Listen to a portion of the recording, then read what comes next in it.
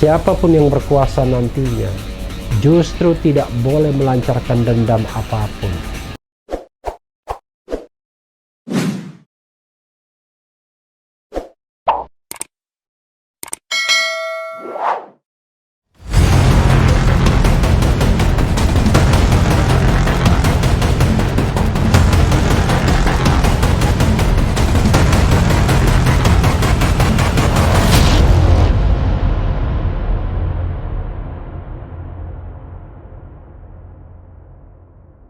Assalamualaikum warahmatullahi wabarakatuh, Sobat RH sekalian.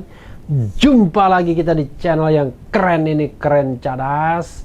Kali ini saya akan mengubar satu berita yang menarik. Sangat menarik berita ini karena disampaikan oleh seorang pakar hukum tata negara, Profesor Jimli Ash-Siddiqi.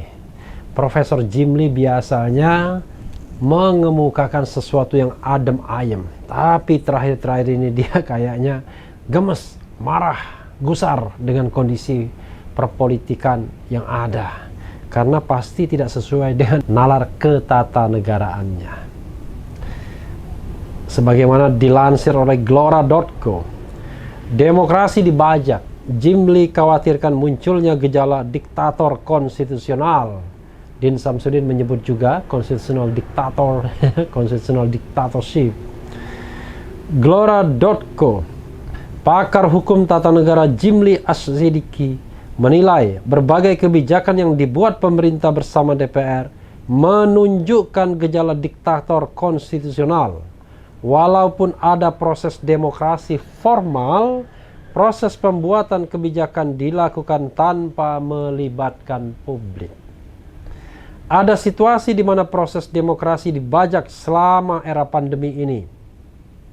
Perundang-undangan dibuat tanpa pelibatan publik, katanya saat diskusi bertajuk Evaluasi Bidang Hukum dan Demokrasi yang diselenggarakan secara daring oleh LP3IS Minggu 25 Oktober.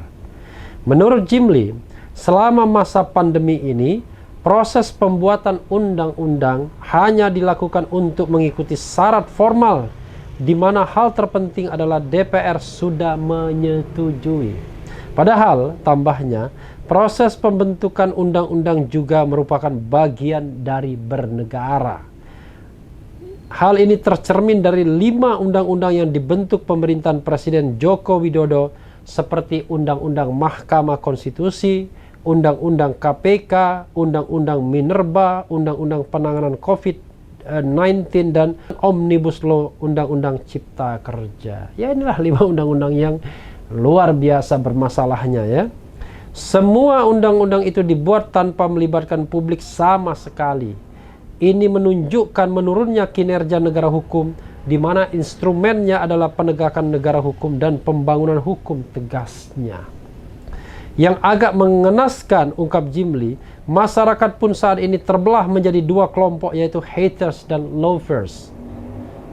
Kalau Prof. Jimli mengatakan haters and lovers ya, kelompok lain mengatakan cebong dan kampret.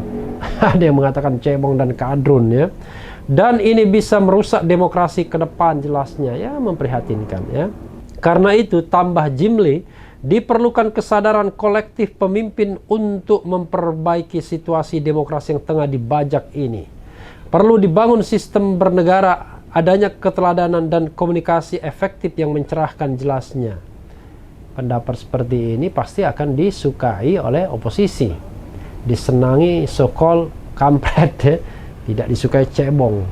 Kadang-kadang saya juga pikir ya, kenapa orang mengkategorikan orang yang mengkritik pemerintah selalu dianggap kampret? Padahal kan tidak demikian.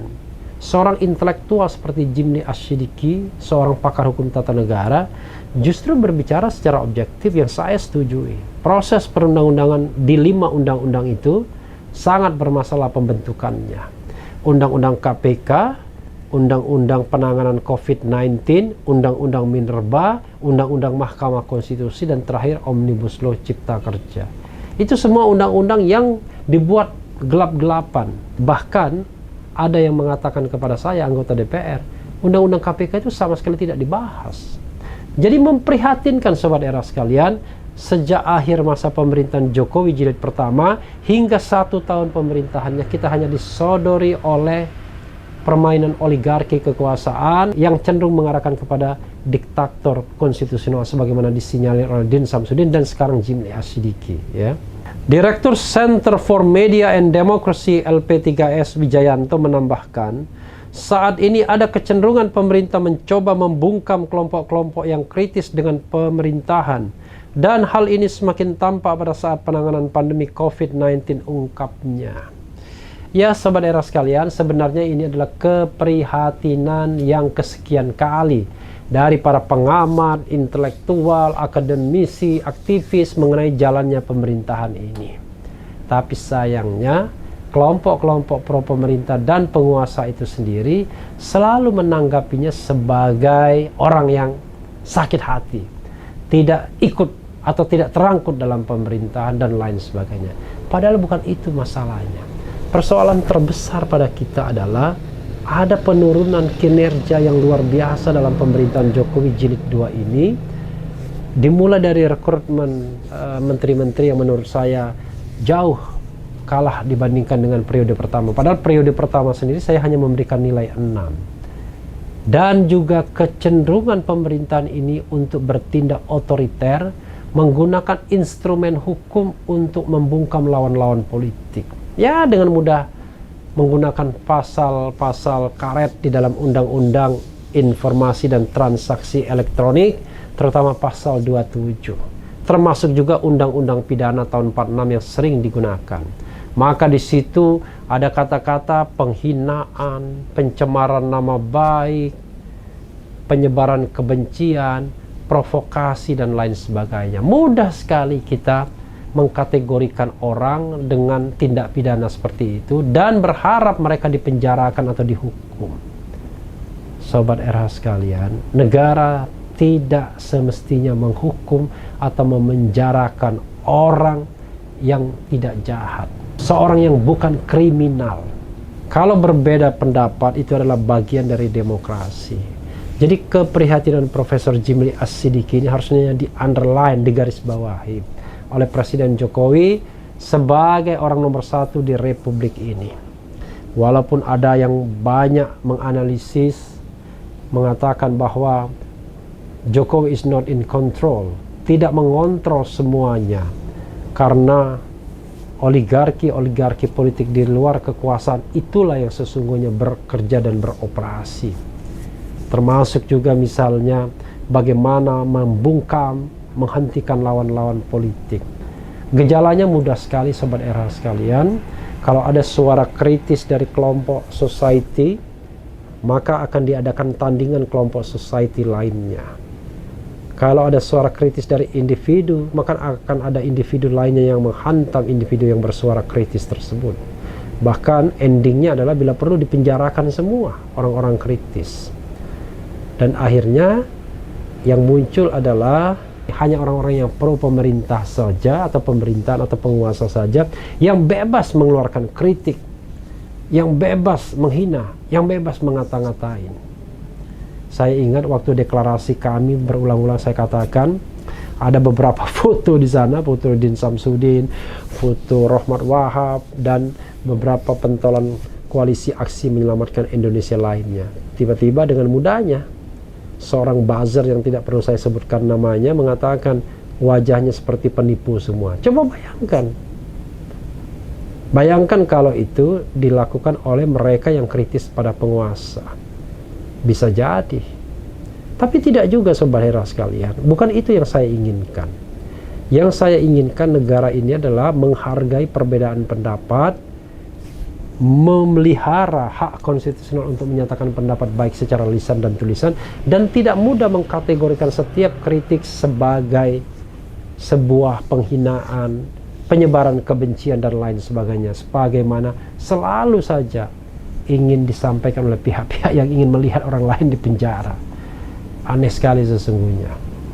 Karena saya katakan ada satu prinsip, kalau kita bermain di ranah publik, kita akan menjadi man of public, person of public, atau public person, untuk tidak mengatakan menyamakannya dengan public figure.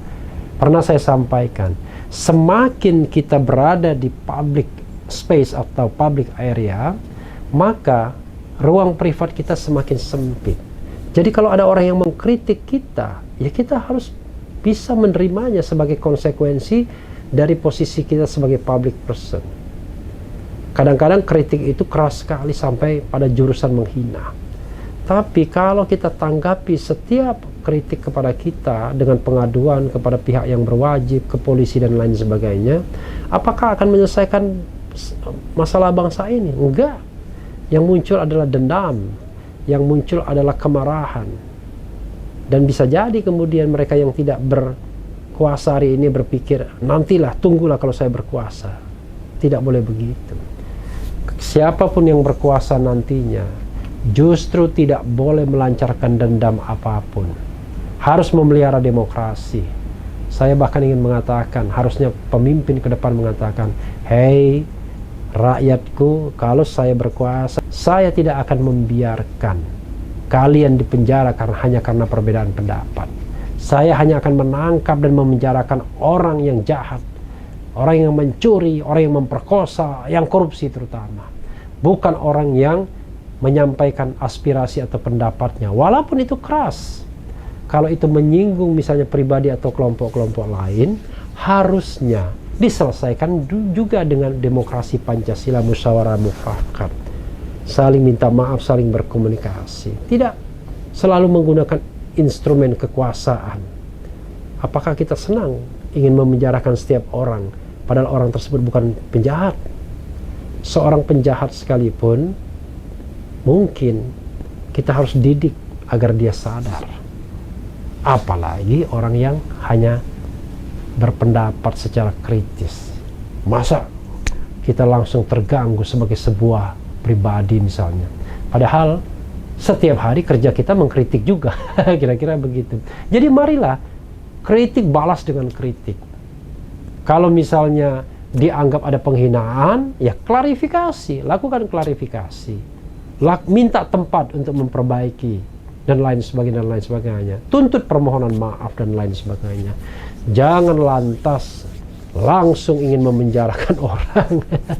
Negara kita adalah negara hukum, bukan negara kekuasaan.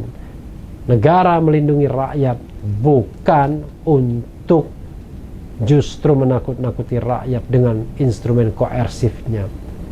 Sering kita dengar dari penguasa ancaman-ancaman seperti itu, tindak tegas, tindak keras, kalau macam-macam dan lain sebagainya. Padahal the founding parents kita justru menuliskan kalimat welas asih, negara melindungi segenap rakyat, seluruh tumpah darah, memajukan kesejahteraan umum dan lain sebagainya. Ya, mudah-mudahan fenomena ini tidak berlangsung terus-menerus, sobat RH sekalian. Kita kembali kepada roh demokrasi kita, roh reformasi kita, kebebasan berpendapat kita, dan mudah-mudahan kita menjadi negara yang benar-benar baldatun thayyibatun warabun ghafur, termasuk dalam hal penghargaan perbedaan pendapat dan sama-sama menjaga demokrasi konstitusional kita. Yang penting tetap di channel ini, karena di channel ini Anda akan dirayu, ditipu, dibaperin, dicecar, diover di jalan khusus. Karena channel ini adalah channel yang mengancam, memeras, dan membenci. Jangan lupa subscribe, like, comment, and share. Cheers.